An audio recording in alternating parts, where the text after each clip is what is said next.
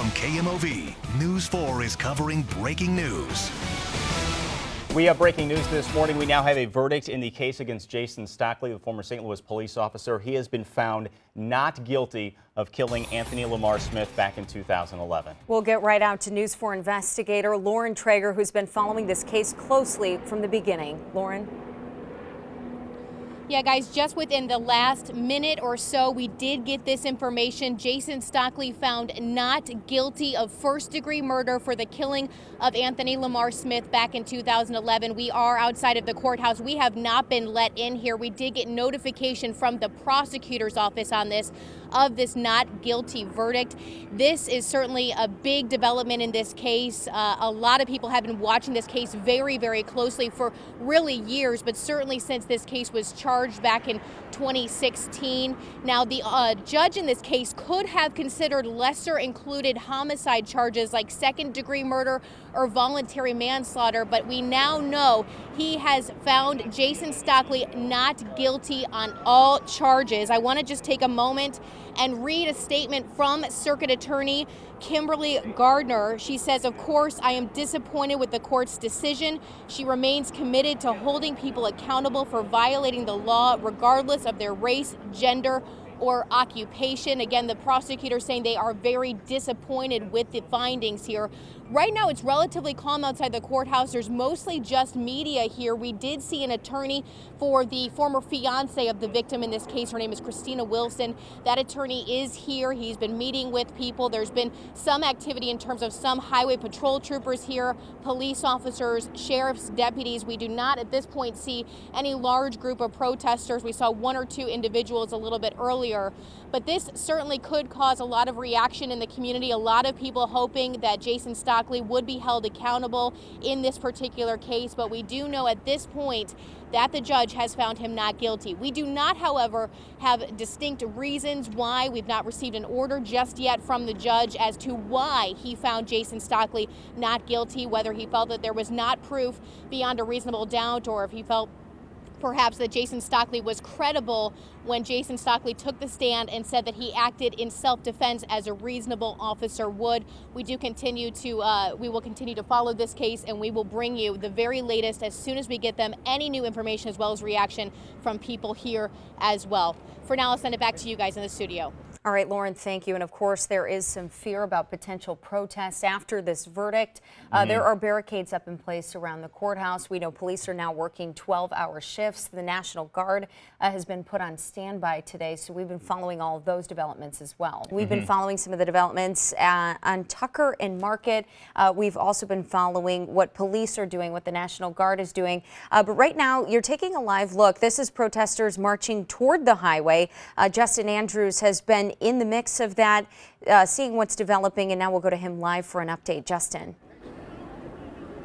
Yeah, Marissa, we're on Clark. You see 64 right there. In fact, the protesters, they've moved from Market and Tucker where we were, and they were trying to get on 64 here and 40. Police, they got here quickly, and they blocked them off. Again, they're holding these signs, again, like we've been saying all morning, making their voices be heard.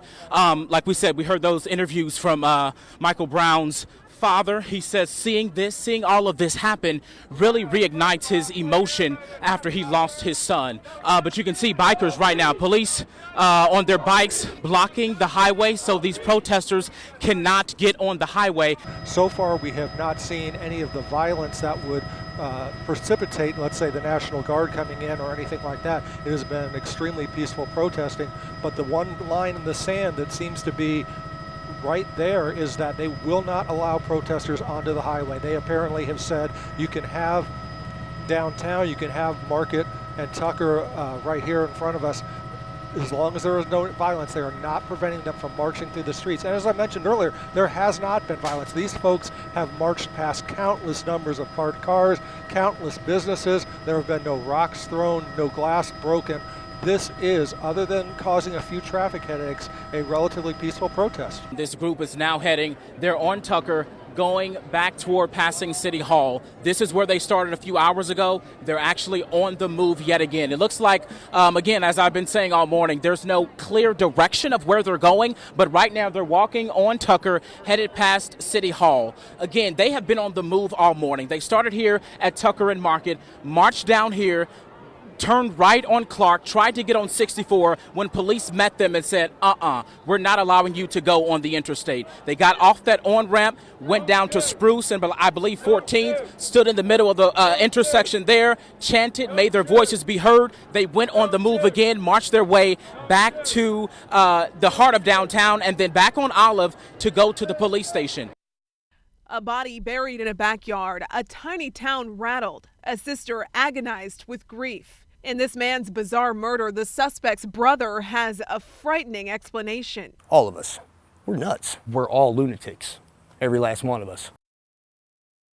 It's taken a year and a half to arrest the accused killer. But did police protect that man? News 4 investigative reporter Lauren Traeger spent days in Bourbon, in Crawford County digging for answers.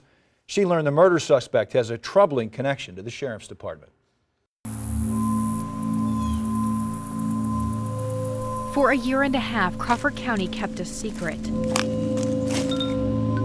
At this rundown home 75 miles outside St. Louis, amidst the outbuildings, some say an act of evil. Past the water tower across town, Kayla Tolliver worried. He was supposed to come and see me and get his stuff that he wanted for his new place. And that was the morning that I never heard from him. Her beloved older brother, Edward Hillhouse, a drifter, but in April of 2016, he just disappeared. I knew something wasn't right. Why did you feel that way? Because no matter what, he'd always get a hold of me, good or bad. He wouldn't let me worry. She turned, as all of us would, to the police. And I feel like from that moment on, I've been ignored. Kayla says she put up the posters, pleaded for help. She says police did almost nothing, even when she told them early on of a person who seemed to have information Edward was dead. A lot of, there's nothing we can do. Instead, at her dinner table, she pored over clues. Authorities had given her Edward's phone records. The last person to talk to Edward, Deacon Zelch, a guy Edward had recently been hanging out with. I told him Deacon Zelch nonstop. And they never did anything. So she asked Deacon herself. In a rambling response, Deacon wrote on Facebook, quote, "All I can say is some people live life fuller as ghost. His spirit just needs a break." Did you turn that over to the police? Yes. And still nothing? Nothing. The seasons passed. Deacon wasn't arrested, never even questioned, not even after investigators found 33 marijuana plants on his property in August last year. I think that because he wasn't the perfect citizen, they didn't care. In that year and a half, the Bourbon police chief and the Crawford County sheriff both retired. A new chief. And did you think Deacon Zelch might be a suspect from the beginning? Early on, yes. Already familiar with the case, Paul Satterfield, previously a detective in Crawford County. I felt like I needed to get some fresh eyes on this case, and so that's whenever I hired the task force. A vice unit from Franklin County with no ties to the area. They got involved, and within days, Deacon was arrested. In September, finally charged both for the marijuana and for murder. Charging documents say investigators spoke with a reliable confidential informant, the very same person Kayla had told police about. The informant stated they witnessed the body of Edward Hillhouse lying on the couch in Deacon's home. The informant saying Deacon admitted to killing Edward with a single shot to the head with a .22 caliber rifle. On September 20th, investigators dug in Deacon's yard and found that body buried along with the remains of a couch. Kayla finally getting answers, though not the ones for which she'd hoped. It was just a relief. It was terrible. It was such a relief. But we wanted to know why. Why did it take a separate agency to come to justice? Do you feel like this was a case of corruption and cover-up? Yeah. I think that a lot of it was covered up because of who his dad was. Deacon Zelch, the son of Vernon Zelch, a Crawford County Sheriff's deputy. You got to be careful what you wish for. Vernon's so well known around town he shares opinions on local radio shows. He's been in law enforcement in the area for decades, friends with other officers. But his sons, we're all lunatics, every last one of us, the whole family, never could seem to stay out of trouble. Wyatt, Deacon's brother, got out of prison not long ago for drugs and theft. The person that you don't see, it's a Dr. Jekyll and Mr. Hyde type persona. And I'm not talking my father, I'm talking myself, my brother, my sisters, my mother, the whole family. And we're not nice people. We're not. We weren't raised to be nice. We were raised to be mean and hateful people. Wyatt says he has no doubt Deacon killed Edward. But would Vernon be involved in a cover-up? Wyatt has a hard time believing that. It's a little baffling to me. Amanda Zelch wonders, though. She's Deacon's ex-wife. She says Deacon sometimes threatened her. He once wrote in a letter about her and a friend, "If not for our daughter, I would have filled that hole with yours in that piece of expletives bodies." But it's what Vernon Zelch did after Deacon's arrest that Amanda also found strange. Maybe he was looking for a murder weapon. And remember that new chief in Bourbon? He didn't like what Vernon was doing either. You were concerned about his involvement in the investigation? I sent messages, letting someone know that I felt like certain people were getting involved that shouldn't be. But were those messages heard? And did Vernon Zelch interfere with the case? Mr. Zelch? We found him on his farm and asked the questions for Kayla. Whatever it takes for it not to happen to anyone else. Because it's really hard on a family. So what did Vernon say? And what about Deacon? We wanted to talk to him too. We'll tell you what they both had to tell me in the dramatic second part to this story tomorrow night on News 4 at 6. Lauren Traeger, News 4 investigates. In a town south of St. Louis, a man shot in the head and then buried in a backyard. But for a year and a half, his sister says no one cared. Now she's asking, did police protect a killer? News 4's Lauren Traeger is in Bourbon getting answers in part 2 of her exclusive, in-depth News 4 investigation.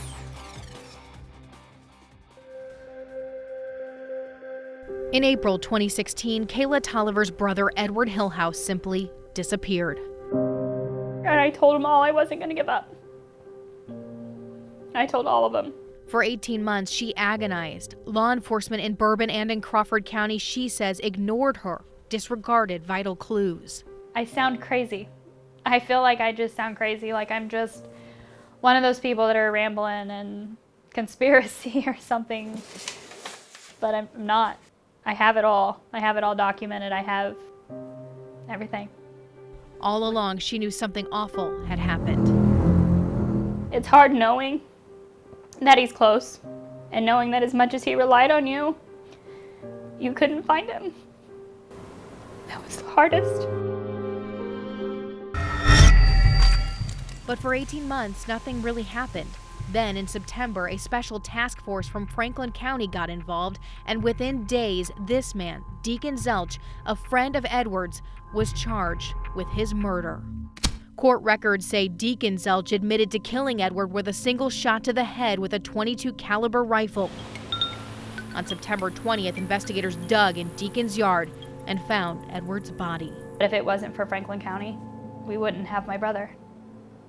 I honestly believe that. But we wanted to know why. Why did it take an outside agency to come to justice? Law enforcement isn't there to ignore you. It isn't about who works there or who your dad is.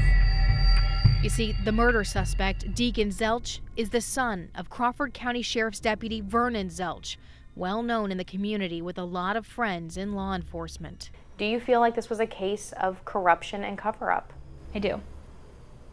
I honestly do. Things certainly seem strange to other people, too. It's a little baffling to me that for 17 months,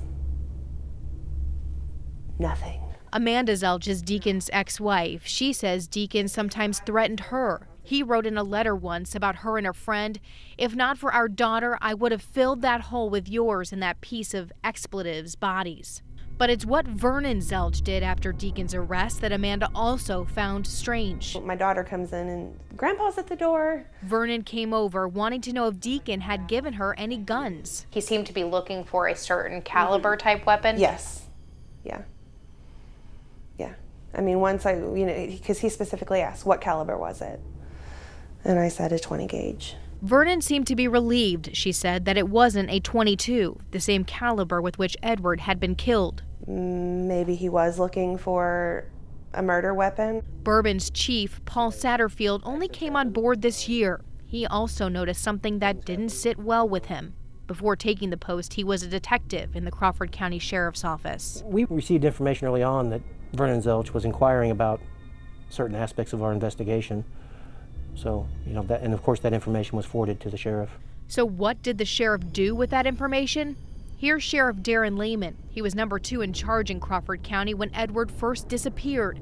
He knows Vernon well. The two worked together in Sullivan for years. But he wouldn't talk to us, saying the prosecutor wouldn't let him. Mr. Zelch? We did, though, catch up with Vernon Zelch on a back road feeding a calf from a bottle. He, too, said he couldn't talk to us when we tried to get answers for Edward's family. They're concerned that nothing happened in the case for 18 months. They think you might have had something to do with that. Did you? As I said, I have no comment. I cannot comment. He denied interfering in the investigation in any way, saying only, I pray for him every day. They've lost a son. I'm probably going to lose a son. And I pray for them both. But prayers, Kayla says, aren't enough. The fact of it is that a deputy's son killed my brother. And I feel like it was covered up for so long. She wants anyone who may have withheld justice held accountable. I don't want these people to be able to do this again to anybody else. Kayla says she's grateful for that Franklin County Task Force, especially Detective Cody Lucas. Franklin County declined to officially comment on this open case. I have talked with some officers who say they did make some attempts to find Edward. For example, when they found that marijuana on Deacon's property last year, police had volunteer cadaver dogs search the area, but they didn't find anything at that time. We put in requests to interview Deacon in jail, and while he first indicated interest in sitting down with us, he later changed his mind. He's got a court hearing on Friday. We will most certainly keep you posted on any development in this story. Lauren Traeger, News 4 Investigates. In many communities tonight, it's a frustrating case of deja vu. This is 2015 revisited. For the second time in 15 months, sandbaggers are fighting to hold back floodwaters with shovels and hands. And heavy trucks with armies of volunteers coming to help from across the region and even the country.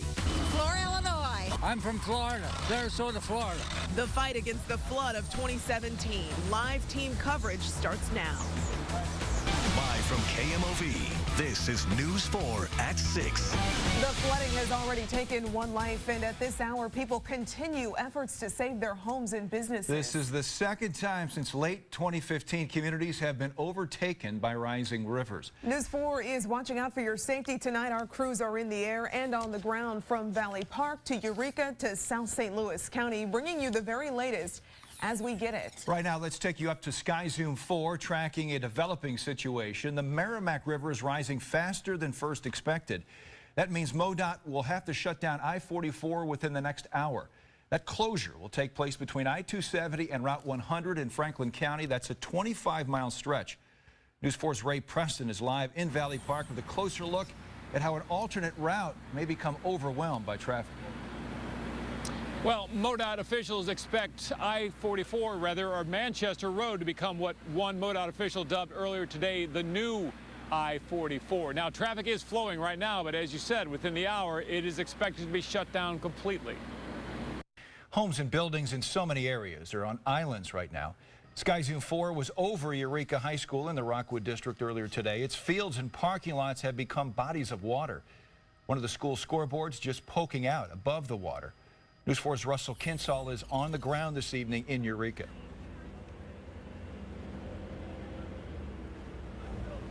By now, they may have filled as many as 150,000 sandbags. But take a look behind me. The pace has not let up as they not only fill sandbags and build walls, but also reinforce those sandbag walls, trying to protect homes and businesses in the Old Town Eureka area.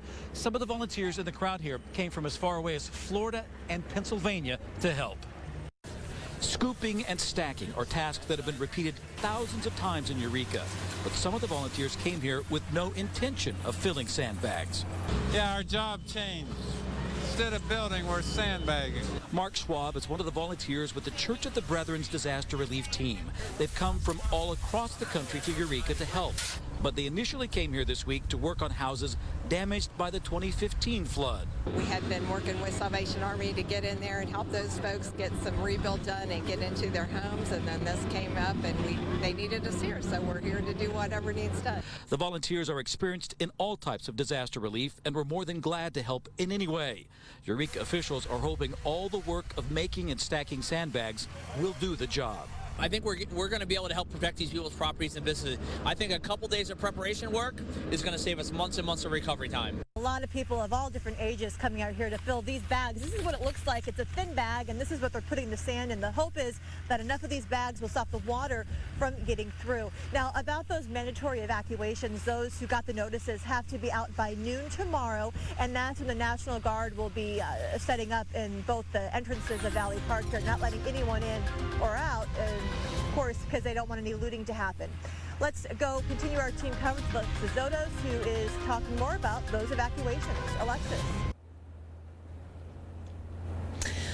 Lauren, we're right in front of the levee here in Valley Park. So just behind me, that's the levee that's been shored up with boards and extra sandbags. On the other side of it are the rushing waters of the Merrimack River. I'm in the Forewarned Storm Center with Chief Meteorologist Steve Templeton. Steve, all eyes obviously right now are on the Merrimack. And as you showed me just a few minutes ago, the bad news is more rain is on the way. More rain later this week, that's right. Right now, though, it's the river that's rising we'll focus on, and I'll take you through the freshest numbers in the update. And if anything, it is good news, I suppose, even though it broke records, but it's on its way down in Steelville. It is a record crest, beating the old record by a foot, the old record from 1998. Here's the Merrimack and Sullivan, also a record 3 feet above the record from 1915. So that is a #1 crest on record. Now let me take you to Pacific. It will be a #3 crest on record at this particular forecasted crest. These numbers can change. In fact, tonight on News 4 at 10, I'll have the latest update for you. But right now in Pacific, at a foot below the record from 2015. Route 66 should shut down tonight, though. And in Eureka, it will be a #2 crest on record, about 0.8 feet below. This would be Wednesday morning. By tomorrow morning, Old Town Eureka should start to be encroached by the floodwater. So starting tomorrow morning, that floodwater tests those sandbags that they're sandbagging right now. Valley Park, #2 crest on record, about 0.4 feet below the record from 2015. That's on Wednesday morning. And here's Arnold, a third highest crest on record. Here's a number to watch, too. The forecast is 44.5. We need that to stay below 46.5. That's the level where I-55 was shut down last time. Right now, it's about 2 feet below that. Cool, windy, and a few showers out there now. That's not the next big wave. The next big wave comes in Wednesday into Thursday from another slow-moving low. This is 11 a.m. Wednesday. Let's go to the afternoon and then nighttime. And this is Thursday morning now, 7 a.m., more rain. I'll detail how much we can expect, when we'll get some dry time. All the details coming your way. All right, Steve, Sky Zoom 4 continues to comb the area around the Merrimack. Our Mark Griffin has been giving us a first-hand account all day long. Mark? Yeah, Courtney, about 8 o'clock this morning, we were dispatched to Pacific to Highway F and Jefferson for a road closure. And since that time, the Merrimack has taken not just roads, but parks, businesses, and houses in the Pacific area. Right here, you can see one of the parks that is now underwater. There was a landscaping business off to the left here that went underwater. And I'm going to keep bringing you a little bit further here, and you'll be able to see the houses that are now submerged. We expect, as Steve Templeton said, the crest to happen Wednesday morning, so you can expect to see more water rising and perhaps more houses submerged. Back to you guys in the studio. All right, thank you, Mark. Our team coverage at 6 of the spring flooding continues. News 4's Matt Sesney is live tonight in South County detailing water concerns. Yeah, Steve, it may sound strange after all the rain we've had, but coming up, I'm going to tell you why people in some parts of the area are being told to start saving water now. Lake house, expensive cars, and an impressive boat. A West County man is living large while being accused of scamming people who don't even know him. News 4 investigator Chris Negus confronts the man who once pretended to be an officer and is now in trouble with the law again. Mr. Krieger, could we talk to you about your business? It's a question people all over St. Louis want answered. Paul Krieger has made lots of enemies. He, of course, promised us the world. Standing in front of a stalled construction project, Lori Rao doesn't mince words. Our money was stolen from us. Rao and her husband hired Krieger to build this home in Kirkwood. She says Krieger's business, Everett Builders, required 10% down on a project that was never finished. These are the trusses that have been in the rain and snow and everything for 6 months now. As the home rots under the Kirkwood sky, Krieger's debt grows. Rao says she's out $107,000, and she's far from the only one standing in the Krieger collection line. How much money does Paul Krieger owe you? He owes me $35,000. From plumbers to tile installers. How much money does he owe you right now? $30,000. He's a bully that's just trying to keep us quiet, and he's used us. The business owners that helped Krieger build homes are suffering. Small mom-and-pop businesses that sacrificed labor and material for Krieger. It's $90,998 that he owes us is actually our money. Our 3 kids, our babies' money. The De Camargos family says they put roofs and siding on homes built by Krieger without getting paid. And that's when they started investigating Krieger's lifestyle. Brand new Bentleys, his Corvettes that he has. We see the pictures of him at this lake house in his boat. He doesn't have a worry in the world about our money that he's just taken from everyone and spent it. In 2016, Krieger's Bentley, among other nice cars, racked up a $99,000 personal property tax bill. During the same year, a lumber company received a $90,000 judgment against him. Another $17,000 from the trash company. And the hits just kept coming. $65,000 here, $30,000 over there.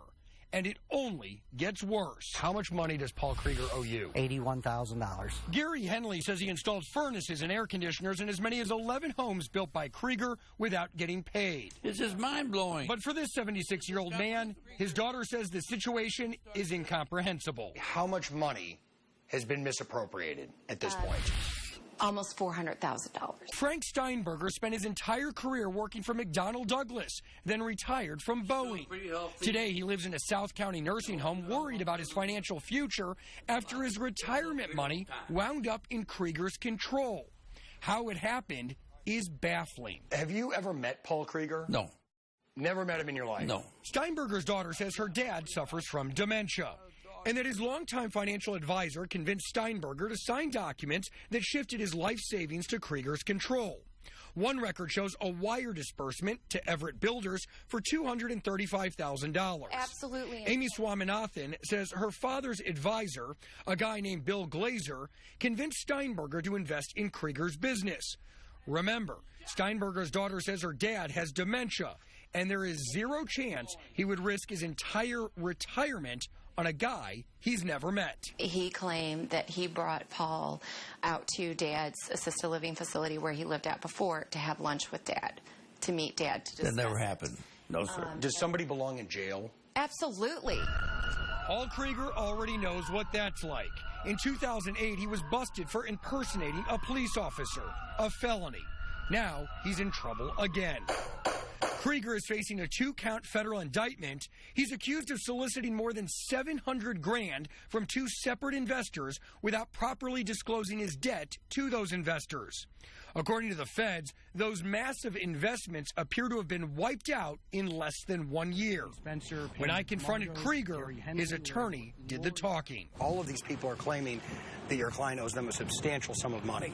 Again, Mr. Negus, we can't comment. He's under indictment. And again, we're not avoiding your questions. They look online and they see that he's got a $1 million house down at the Lake of the Ozarks, was driving a Bentley. They see all of these assets and they say, when are we going to get our money back? Well, if you're going to do your due diligence, and I suspect you will find that all of those assets are encumbered. They're not, Mr. Krieger has very little or zero equity in them. Before you feel too bad for Krieger, consider this. Court filings reveal Krieger asked the court to modify the conditions of his release, allowing him to visit his lake house so he can sell it. It's listed for $925,000, down from over $1 million. Filings also reveal Krieger was prepared to provide the court with details of an upcoming cruise itinerary, which is absolutely maddening for all these people, including Frank Steinberger, who's worried about how he's going to pay his nursing home bills. Mr. Steinberger claims he's never met your client and says his life savings ended up in his possession. Mr. Negus, as you can understand, this case is currently under the investigation by the U.S. Attorney's Office, and it's my understanding that Mr. Glazer is also being investigated. Ah, Mr. Glazer. That's the trusted financial advisor that helped Frank Steinberger with his finances for years. He lives in a large home at St. Albans, so I went there to find out what he's up to these days and how he's connected to Paul Krieger. That story tomorrow night at 10. Chris Negus, News 4. The first eclipse to span the continental United States in nearly a century has begun its journey from the Pacific Ocean off the coast of Oregon, through the Rockies, to the upper plains, to the farm fields of Missouri and Illinois, to the southern plains, and out to the Atlantic Ocean. Millions of people have traveled to the 70-mile wide line of totality to see the moon's shadow turn day into night. It's completed nearly half of its journey across the nation and is now entering Missouri. The excitement is building. We're just moments away from a total eclipse of the sun. Good afternoon and welcome back to our special coverage of the total eclipse of 2017, coming to you live from the Science Center at Forest Park. I'm Steve Savard. And I'm Courtney Bryant. We are so thrilled to be here as excitement is building. Here's a live look for you in Festus, where crowds are almost as excited as these school kids here at the Science Center. We have a crew there, the reporters and cameras spread out all across Missouri and Illinois, ready to document this once-in-a-lifetime event. News 4 crews are spread out across the area. Courtney and I are here at the Science Center to speak to experts during the eclipse. We have crews along the path of totality. We'll take you live to Washington, St. Clair, Festus, St. Genevieve, and to Carbondale, where NASA is broadcasting live. Our crews are at the St. Louis County Party in Jefferson Barracks and with the children of the Valley Park School District. We're at the total eclipse of the park in St. Charles County, and Sky Zoom 4 is watching from the air. In downtown, we're at the party in the shadow of the arch, and at the top, watching the eclipse from the gateway to the west. And we're on a riverboat, cruising down the Mississippi, and even in a 737, flying from Denver to St. Louis, tracking the eclipse from above the clouds. Not long now until we see the path of totality cross, turning daylight into darkness in several communities. In fact, in about 15 minutes, Washington, Missouri will see totality. That's where News 4's Russell Kinsall is waiting anxiously for that 2 minutes and 30 seconds of totality. Russell? Well, I'm like the thousands here in Washington. I can't take my eyes off this eclipse. It's a fascinating experience. Oh, my goodness. It is really getting dark fast out here. It looks like about 9 o'clock. Listen to this crowd.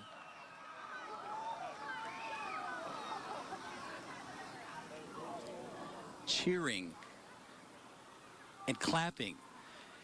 Well, I got to tell you, it looks like it's about 9:30 and it's almost total darkness here. You'll need your headlights on if you're driving in conditions like this. And the crickets, they're singing their chorus again. They believe that it is nighttime.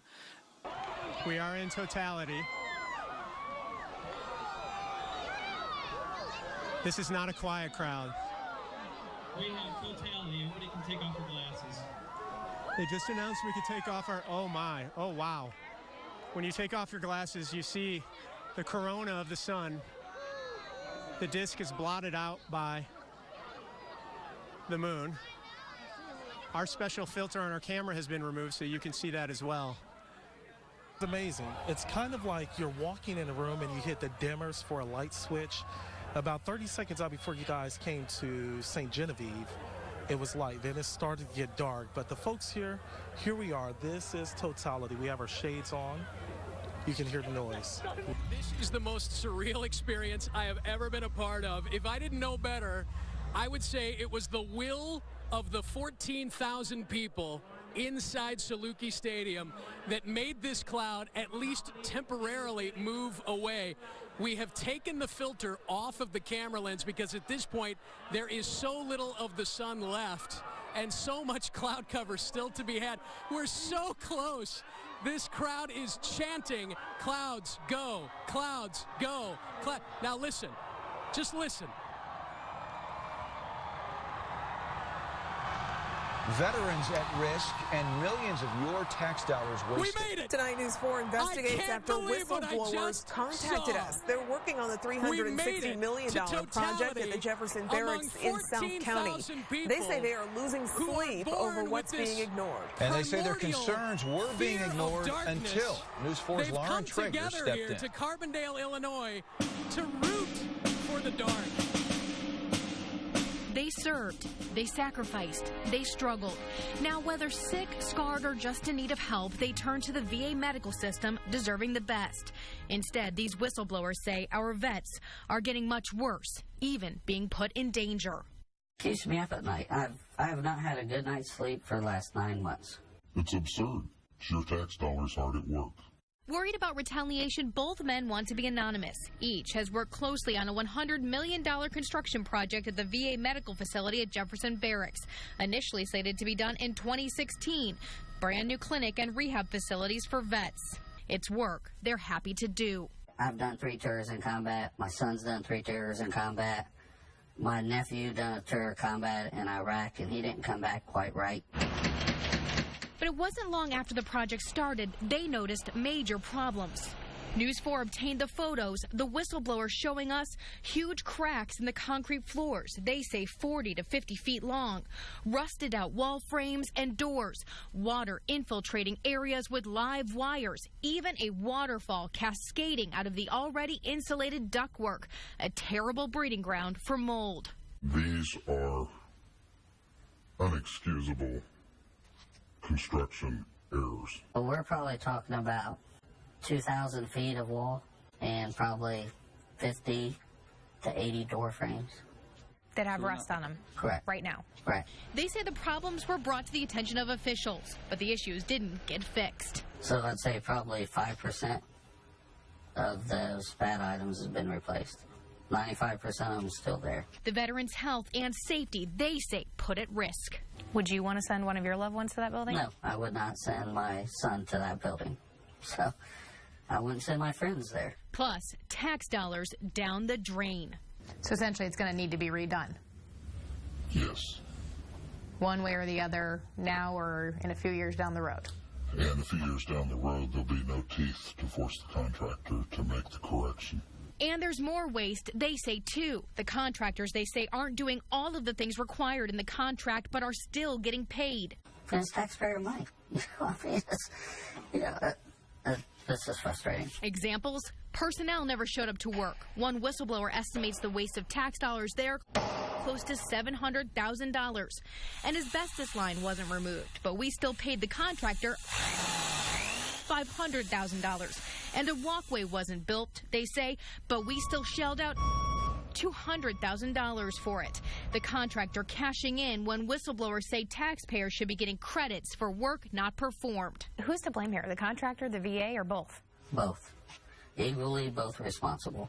We reviewed emails and letters sent to higher-ups with the contractors Walsh and Alberici and the VA, but the whistleblowers say nothing was done. So we went straight to the top. Congress. I want to echo many of the comments of the chairman. After we told her about the problem, Senator Claire McCaskill questioned a VA official from St. Louis at a hearing in the Senate. Are you aware of any of these concerns about integrity and quality of the construction that's ongoing there? At this point, we have no concern of any serious issues in this project. But after that hearing, a VA spokesperson told us they are investigating the concerns. They declined our request for an on-camera interview, instead sending a statement saying, quote, VA is investigating and working with all parties to respond to these concerns. They say they are working to make sure the project has no significant issues, cost increases, or delays. But the whistleblowers say at the risk of their own jobs, they couldn't stand by any longer. And I want to make sure that my friends and family get quality work that they deserve. We made multiple attempts over several weeks to reach the two contractors on the project, but never heard back. Friday, we received a copy of this letter sent from Senator McCaskill to the VA Inspector General, asking for continual updates as the VA reviews these complaints. The senator also has asked for a briefing sometime before the end of next week. And just this afternoon, one of our whistleblowers had a conference call with McCaskill's office after we put them in touch. Our whistleblowers say they're glad someone is finally paying attention to them. We'll keep you posted on any developments. Lauren Traeger, News 4 Investigates. It's over. The judge has made his decision. Blood on the streets of St. Louis tonight. This is not over. A verdict of not guilty for a former St. Louis officer ignites anger. Protesters fan out, pushing back drivers, pelting police with water bottles, with officers firing back with mace. News 4's coverage of the verdict in the Jason Stockley trial starts right now. News 4 is following breaking news. Protests in the Central West End have now turned into vandalism of Mayor Lyda Krewson's house. This is all happening in the aftermath of former officer Jason Stockley being found not guilty in the death of Anthony Lamar Smith. News 4's Vincent Blandon was walking with that group of protesters when it happened. He's been with them all night. Vinny, what can you tell us? Courtney and Steven, let's just hit it right off the top. They've been protesting since about 9 o'clock this morning. It's been very peaceful, no problems, outside of the fact that, they've been disrupting things. The violence was not there, but at 9:47 p.m., that's when the security officer we're walking with tonight, the photographer and myself, that's when we heard windows start to shatter. So at that point, we turned around and we looked and we saw 3 red marks on windows of a house on Westminster Plaza located near Lake Avenue. Now, back out the way, please, sir. Now, what we did, we got over there and we realized that the protesters, had said that this is the home of Mayor Lyda Krewson. So we went up and got video. We did our job, and you can see the officers are here. We went up there and got the video. The officers came. I don't even know where they came from. The helicopters were up. It was very bright, and they rushed us off the property immediately. But let me get back to the protest. This had been peaceful all day until 9:47 p.m. The folks, they've traveled along the ramp to the interstate. They wanted to get on the interstate. They could not get on the interstate. Law enforcement told them to turn around, so the law enforcement turned around, and the protesters turned around. Then we started walking, and this is sort of where it went off script. They had been following a path from Euclid Avenue in Maryland. They had been going straight down near the Children's Hospital, Lindell Avenue back. We're going to, come on, let's back out of the way, you guys. I can still talk, but we had been following a routine, if you will. But at some point, that routine went off script, and they came down into this neighborhood, and that is, okay, I'm going to back out. That is where they told us to get out of the way. So as you can see, all of this is happening now. We don't need the camera here. Let's put the camera on the law enforcement. So this is the most intense we've seen it all day from my standpoint. This is the most intense we've seen it. And I got to tell you, the nerves, the emotions are now high. This had been a peaceful event all day long. Everyone had been talking. The businesses closed. They were notified by the Central West End Association. The businesses had been notified. The businesses stopped and brought water out to the protesters. Back up, can you please? The people have brought out water. Everybody actually joking, beating drums, playing music and everything. And then again at 9:47, all of this started. But we did speak with a couple of protesters along the way. And I want you to go ahead and listen to what they had to say about the work that they were doing tonight.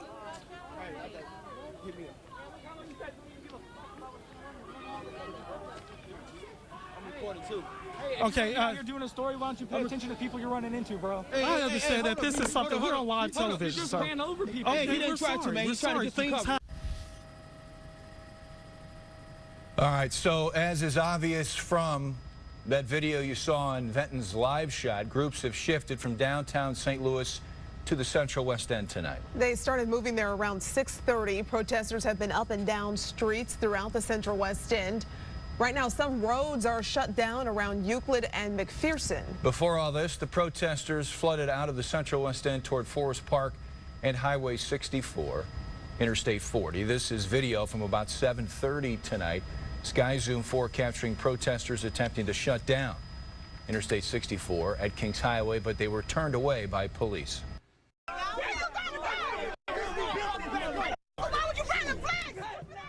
Well, we have seen scenes like this all day long. Tonight, an American flag being set on fire in protest in the Central West End.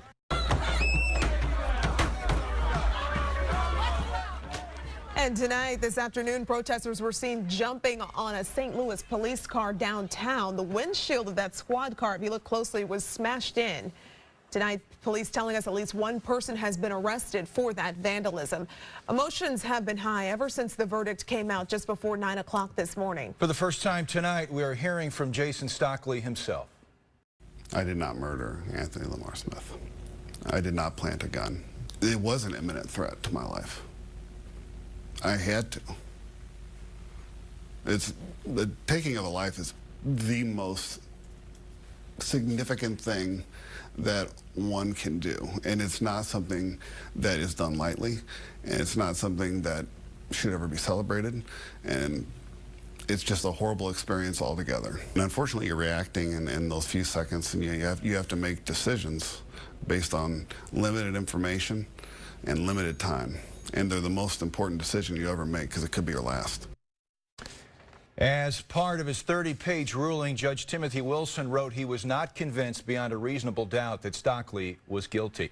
Tonight, we're bringing you live team coverage on the ground and in the air with Sky Zoom 4. We have crews in the Central West End, Forest Park, and Midtown, which have become the focus of tonight's protests. We want to go right back to our Vinton Blandon in the Central West End, where protesters have been gathered.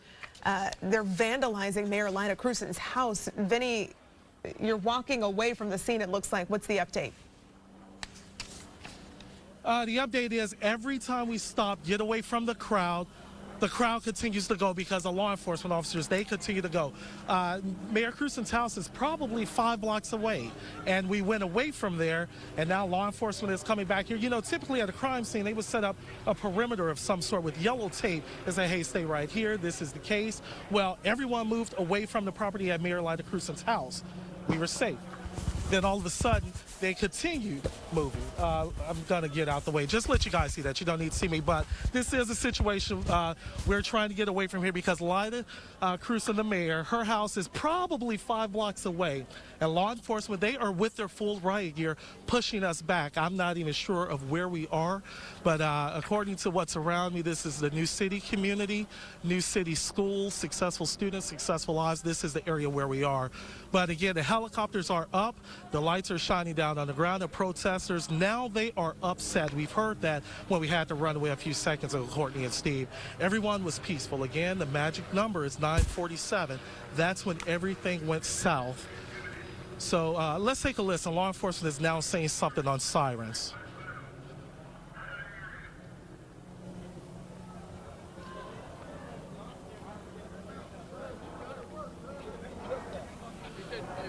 Okay, according to the protesters, they told us to move back, but I want to send it back to you guys. If you have a question, go ahead and ask it. No, Vinton, we just want to emphasize your safety, our crew's safety is paramount. Don't do anything to put yourself at risk, and obviously follow police instructions at all times. Vinton Blandon reporting from the Central West End tonight.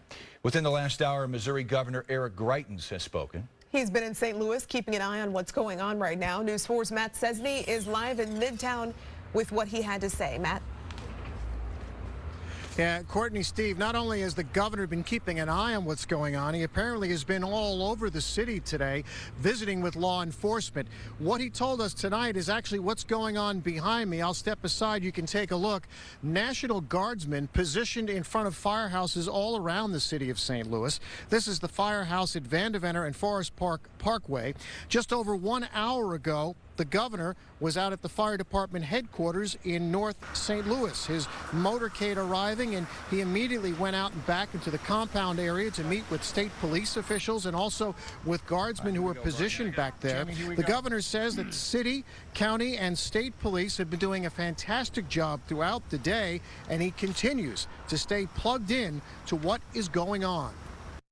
The local authorities are still and are currently in charge. Our job as a state is to support them, and we've been supporting them with the Department of Public Safety, the Missouri State Highway Patrol. We've also been coordinating with federal authorities and federal law enforcement, and our National Guard are currently, many of them are in a standby capacity. Others are engaged in helping to protect critical infrastructure, helping to protect our firehouses as we head into the night.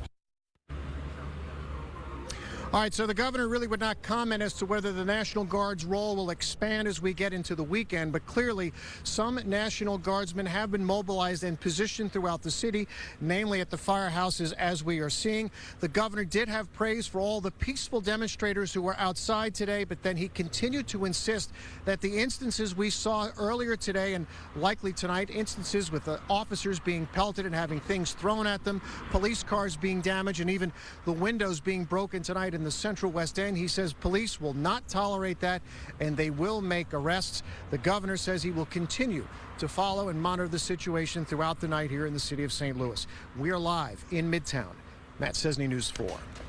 Earlier in the day, Governor Greitens met with those running the Emergency Operations Center. They went over the game plan for today and tonight, and of course for the weekend. The governor says he is in constant contact with local city and county police and elected leaders. The Missouri Highway Patrol is on the ground to assist St. Louis police. Deputies will specifically be helping keep protesters off interstates, which the governor made very important, and also keep them from interfering with traffic.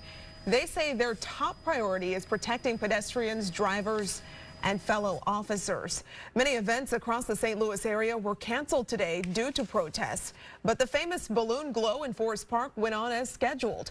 News 4's Lauren Posen has been there since the event started today. Lauren?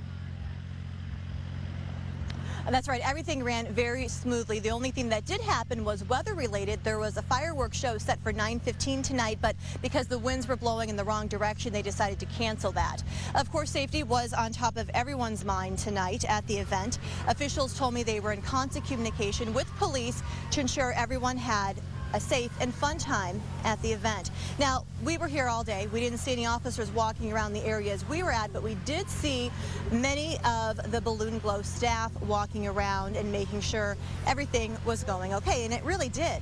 Now, many people I came out with, or many people I spoke with rather, told me that they came out to have a good time, and despite the protests throughout the city, they did not want to stop their Friday night events. So I spoke with an SLU student who told me that she was really impressed with how police in the city have handled things so far. They were just on top of things, making sure that everybody was in a safe environment. And so there's a lot of people that did feel the same way, I think, as we did. That's why everybody is out here tonight. I mean, what's going to happen is going to happen. So, I mean, I have no control over that. Do you guys feel safe? Yeah, I feel completely safe. Now, tomorrow is the balloon race, and that is scheduled to go on as scheduled. Of course, if that changes, we will let you know on air and on KMOV.com. And also on KMOV.com, we have a running list of many events. Should they change, they're all there for you, so you can be up to speed on what's going on with the events this weekend. Reporting live in Forest Park, Lauren Posen, News 4.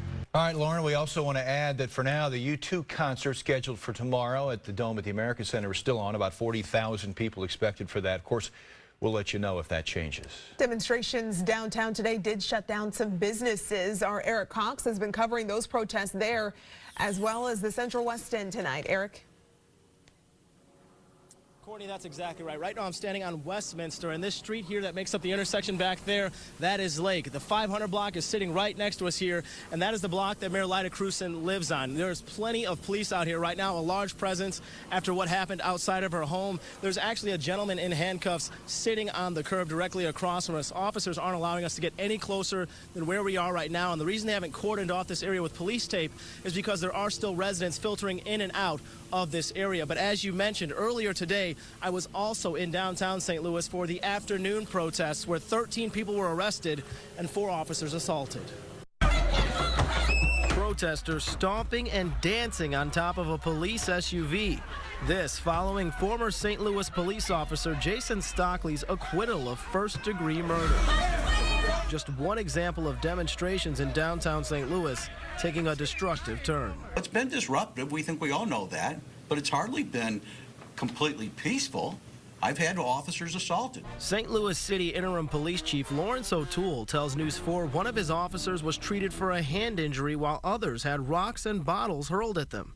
The department shared these images as proof of what their men and women endured. Police responded to the unpeaceful unrest with pepper spray.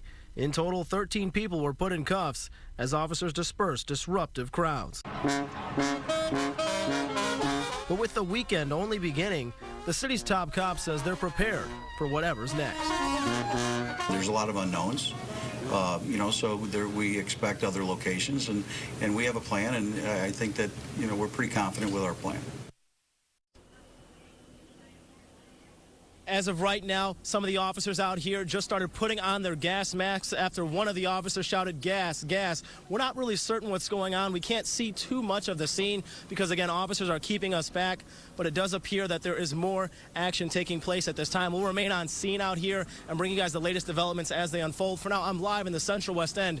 Eric Cox, News 4. Eric, can you confirm, before we let you go, any evidence at this point of actual tear gas being deployed? It looks like there's some sort of fog in the air headed this way. I cannot get too close, though, Steve. Reason being, the officers have told us explicitly not to cross their path. They are actually keeping us at this distance, they said, for our own safety. But it does appear that there's foggier air down there. We're going to try and make our way down there by going around the long way, and then I may be able to more ably confirm for you whether or not, in fact, tear gas was deployed. It's okay. Don't worry about it. My error, even asking you that question. Make sure you're safe and make sure you're complying with police orders. Thanks, Eric. Eric Cox reporting live in the Central West End. Nothing is more important than safety. Today's not guilty verdict was handed down in a 30-page ruling made by Judge Timothy Wilson. The judge said his ruling would not be swayed or affected by fear of criticism. Chris Negus breaks down the verdict and has reaction from Jason Stockley's defense attorney as well as the St. Louis Circuit Attorney. No question the verdict garners strong emotions on both sides, those that agree with the judge and those that do not. Judge Timothy Wilson released his verdict in a written statement saying he was bound by the Judicial Code of Conduct and would not be swayed by partisan interest, public clamor, or fear of criticism. Saying after reviewing all of the evidence, this court, as the trier of fact, is simply not firmly convinced of the defendant's guilt. Jason Stockley's defense attorney. These are the facts. This is what was said in the courtroom, and there's been a tremendous amount of misrepresentation, and that was a real concern to him and Brian and me, and Judge Wilson set all of that straight, and so I'm thrilled that the decision was written the way it was written. I understand the verdict has created frustration and anger for many in our community. St. Louis Circuit Attorney Kim Gardner voiced her disappointment with the decision. I believe he committed murder in the first degree beyond a reasonable doubt under the laws of the state of Missouri. The prosecution believes Stockley intended to kill Smith and presented evidence of an audio recording where Stockley said, "We're killing this expletive." Judge Wilson wrote, "It is apparent from the dash cam audio and video that the pursuit was stressful." And it goes on to say people say all kinds of things in the heat of the moment. And the statement can be ambiguous depending on the context. As for the gun found in Smith's car, the prosecution argued it was planted by Stockley. The judge wrote, "The court finds the contention that Stockley planted the handgun found in the Buick is not supported by the evidence." Wilson said, "The gun was a full-size revolver and not a small gun.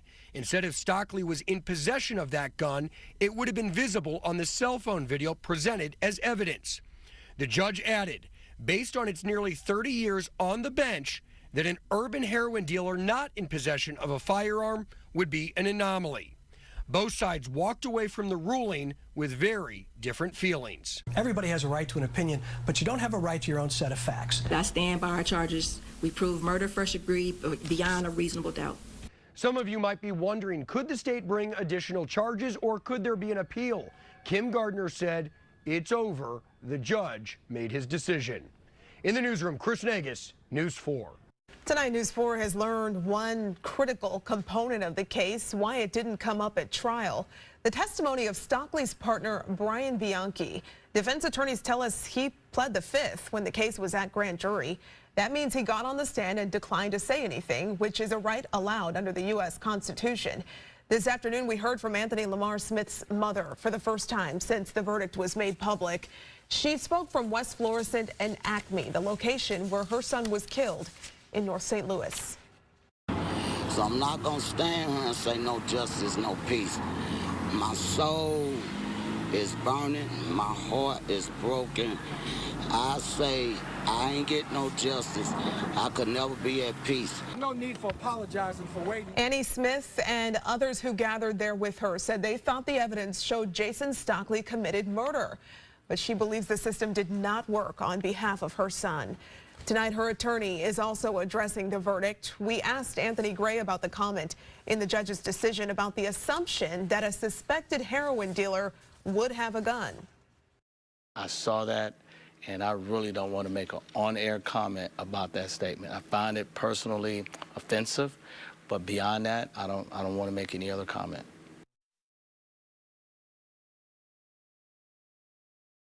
More than any other decision is sparking a lot of discussion among those who feel that Stockley should have been found guilty. Certainly a lot of people reacting to that point of the judge's 30-page decision on Twitter.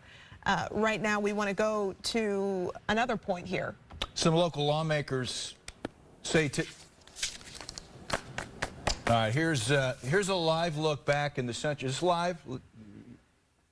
This is tape. This is tape. I have two people in my ear at the same time, so we're getting this information, looking at this video at the same time you are at home, folks, so we're going to try to discern what's going on here. But this is video on tape from a few moments ago in the Central West End.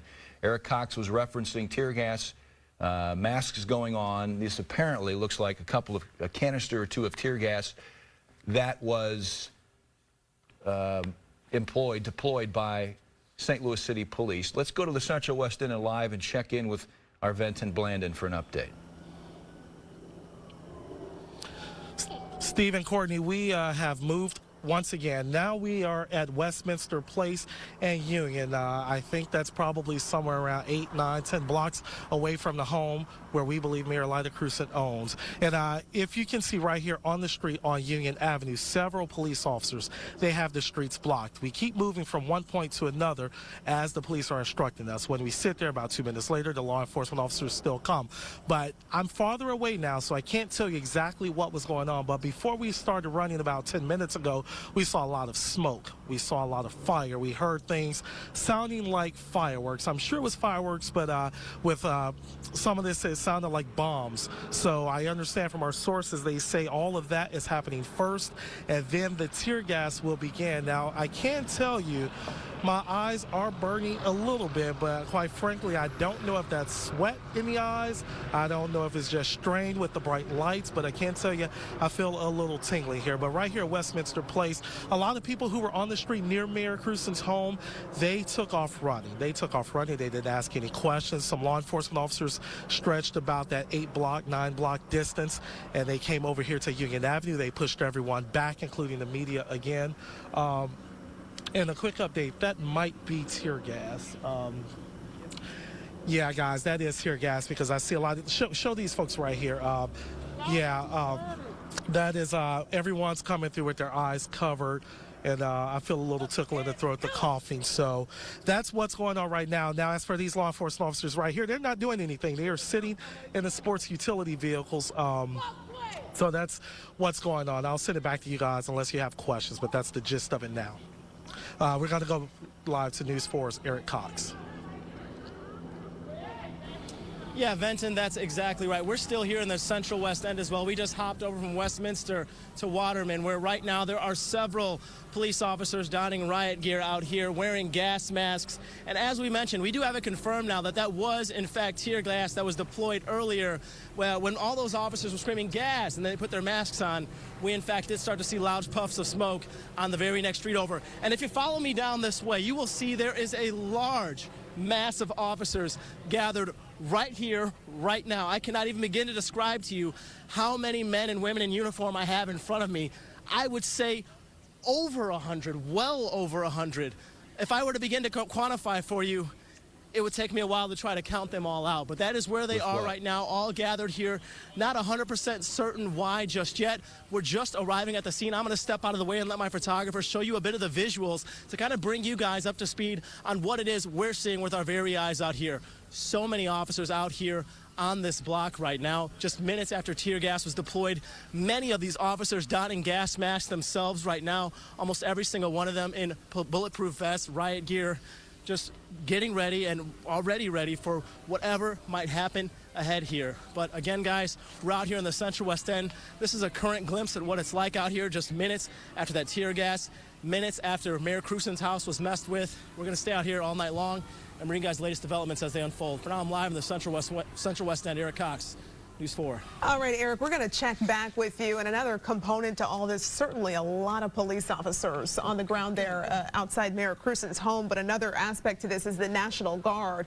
We know that they've been on standby. Our Matt Cesny has been checking in with them. He's in Midtown where they're guarding a firehouse there.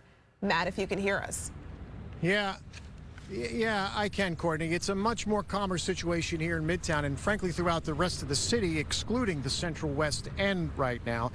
Just before 9 o'clock tonight, we had a chance to catch up and speak with Missouri Governor Eric Greitens. Now, the governor told us that local authorities are still very much in charge of the police response in the city tonight to all this demonstrating, but the governor has mobilized at least part of the National Guard and positioned guardsmen out in front of properties around the city, as he said, including firehouses around the city. The governor did have a lot of praise for city and county police tonight. He also had praise for the highway patrol, which managed to protect the interstates and keep the interstates open throughout the day and throughout all the demonstrating that went on. However, the governor did seem a bit angry about some of the reports we were hearing about damage to police cars and things being thrown at officers, and certainly the situation tonight in the Central West End would be another case in that. The governor said evidence of violence and law breaking is not going to be tolerated, and he says arrests will be made. The governor remains to have the power throughout the weekend to mobilize more National Guardsmen if he chooses as we get deeper into the weekend. He did not give an indication if or when he would do something like that, but he did say he continues to stay in very close touch with city officials here about the demonstrating going on and about the law enforcement response. We're live in Midtown. Matt Cesny, News 4. All right, Matt, thank you. Meanwhile, Skies and 4 still over the scene in the Central West End. This is about Union. Police have a intersection blocked off here. We have seen large police presence with Eric Cox and Benton Blandon live in the Central West End. We saw tear gas deployed a few minutes ago. I do want to emphasize a point here about the protests all day long. Obviously, things have escalated tonight, and Interim Chief Lawrence O'Toole this afternoon was very honest and frank about it, saying it was an obvious and reasonable fear about hostilities increasing after the sun went down tonight. He labeled this afternoon's protest, quote, largely peaceful, not entirely peaceful. 13 arrests as of about 5 o'clock this afternoon. 4 officers were injured this morning and this afternoon. Only 1 needing treatment, 3 declining treatment. But tonight, hostilities have increased. We've seen deployment of tear gas, and now we see a large police presence in the Central West End. And again, this intersection is blocked at this moment. And also happening right now in that area, balloon glow at Forest Park, that let out several minutes ago, but a lot of people were in that area. That was one of the few events that didn't get canceled amid all these continuing protests. Our Benton Blandon has been on the ground. We're seeing our Eric Cox there. Eric, a lot of police officers surrounding the area around Mayor Crusen's home.